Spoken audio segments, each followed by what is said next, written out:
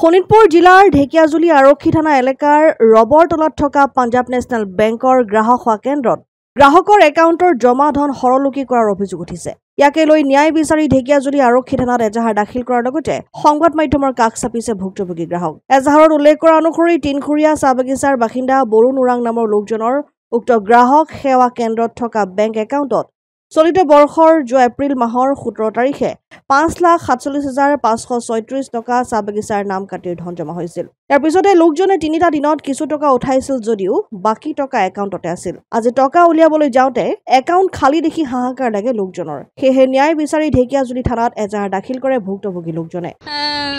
Punjab national bank CSP চলাই হেমন্ত প্ৰধান তাতে মানে আমাৰ বাগানৰ মানুহ তাতে 5,47,000 টকা সোমাইছিলে। নাম কাটি টকা মোৰ মামাৰ হয় আৰু তাতে মানে 17 তাৰিখত পইচাটো সোমাল, 19 তাৰিখত উঠাব গৈছিলে 5,000 টকা।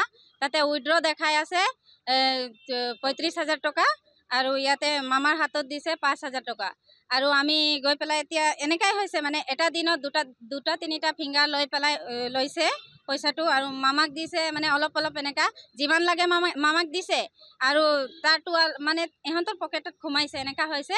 আৰু আমি এতিয়া পুৰা ৰেকৰ্ডটো ওলালো বেংকৰ পৰা ব্ৰাঞ্চৰ পৰা।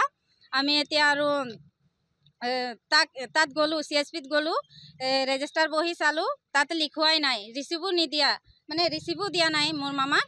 আৰু এইটো কি কয় CCTV ফুটেজ আছে, তাতেও এটাও মানে আমাক ফুটেজ দেখুৱাই নাইয়ে বুলি কৈছে।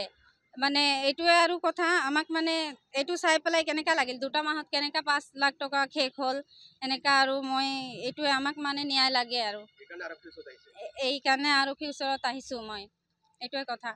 2টা মাহতে 5 লাখ টকা উইড্ৰ দেখাই দিছে। 2টা মাহতে এদিনতে মানে 35,000 টকা, আজি ওলালে 35,000 টকা, কালি ওলালে মানে কাউণ্টলি একেবাৰে মানে 3টা দিনত পুৰা 35 এনেকা ওলাইছে মানে পইচা। কি কৰিব, ঘৰতে একো কৰা নাই মামা, একোৱে কৰা নাই ঘৰত। বাগানীয়া মানুহ, দুখীয়া মানুহ, ইমান কষ্ট কৰি কাম কৰে মানে একো কৰা নাই মামা।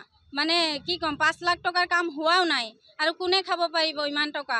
2টা মাহত খাব পাৰিব নেকি 5 লাখ টকা? এনেকা হৈছে কথাটো। এইকাৰণে আমাক মানে বেংকে খেলি মেলি কৰিছে। ইয়াতে দেখাই আছে, আপুনি চাব পাৰে, ইয়াতে দেখাই আছে। এইটোৱে কথা। আমি এইকাৰণে আৰক্ষীৰ ওচৰত আহিছোঁ। এতিয়া আৰক্ষীৰ তদন্তৰ পিছতে পোহৰলৈ আহিব ঘটনাৰ প্ৰকৃত ৰহস্য। ঢেকিয়াজুলিৰ পৰা প্ৰশান্ত বৈশ্যৰ ৰিপৰ্ট, অসম আদিত্য।